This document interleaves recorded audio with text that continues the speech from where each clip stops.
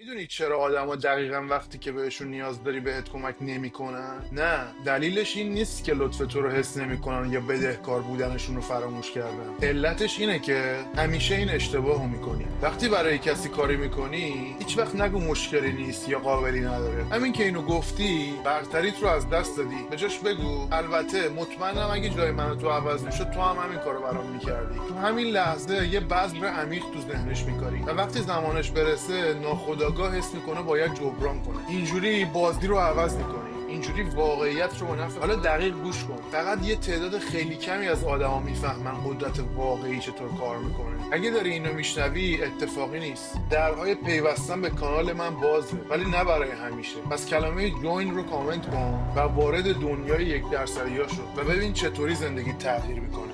یا نکن، انتخاب با توه. انتخاب با توه.